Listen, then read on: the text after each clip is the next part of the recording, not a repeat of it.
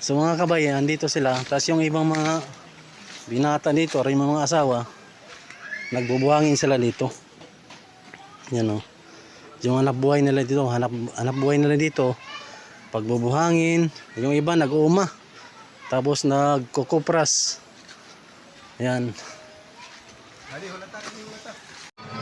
Magandang araw sa inyo mga kabayan. So andito tayo ngayon sa Sitio Cantipon, kung saan dito nakatira yung mga biyanan ko. Or dito ako nakapangasawa sa Cantipon, Barangay Kasandig. So ito yung paligid dito. Konti lang yung nakatira dito mga kabayan. Tapos yung itong lugar na to papuntang San Jose de Buwan. Ito. Tapos mga kabay, ito pamunta tong Kalbayog, Katbalogan, Tacloban, Leyte. Marami na papuntahan to, Maynila. Tapos ito naman yung lugar dito. Oh. Tapos ito yung bahay ni Colin, no. Shoutout kay Colin Agrida. Tapos bahay nila Toro. Tapos yung mga bahay dito mga kabayan pala, mga maliliit lang, dahil kaya maliit yung ibang bahay dito kasi yung iba dito nakatira hindi nila pagmamayari yung lupa. Sayang lang din kasi pag palakihin nila or di kaya hollow blocks.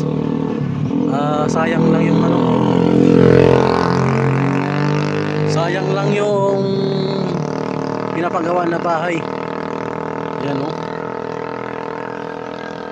Tapos puno ng nyug dito. Tapos tingnan yung langit oh.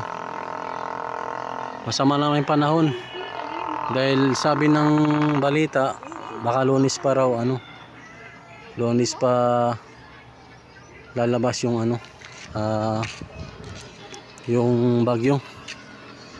So ngayon mga kabay, pakita ko pa sa inyo yung lugar dito. Ang Sitio Cantipon.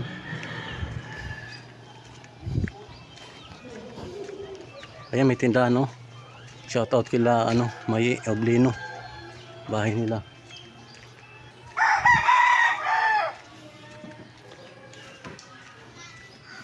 Ito kay Manadidang. Shoutout kay Ate Didang diyan. Oh, shoutout kay kay Bro Pio. Shoutout. I-vlog ko lang yung Cantipon. Tay, kumusta? So mga kabay, ito yung mga bahay dito, kakaunti lang. Ayan, bahay nila kanino nga yan dyan. So mga kabay, andito sila. Tapos yung ibang mga binata dito, rin mga asawa, nagbubuhangin sila dito. Yan o. Yung hanap buhay nila dito, hanap buhay nila dito, pagbubuhangin. Yung iba nag-uuma. Tapos nagkukupras. Ayan. Ayan o. Ayan yung bahay nila kuya po. Nagakot sila ng buhangin pala mga kabayan no? Basa pa yung basa pa yung buhangin. So mga kabayan, nandito pala yung pinaka-forma nila, yung nagbubuhangin no? Yung pinaka-head nila. Ayan o. Kuya po. Kuya po. Oh, kumusta ka na? Ha? Mabuti-buti? Ay, nagbubuhangin siya mga kabayan, no? Ano yun? Ibabukod lang yung graba? Oo. Magkano yung buhangin ngayon? 800? Oo.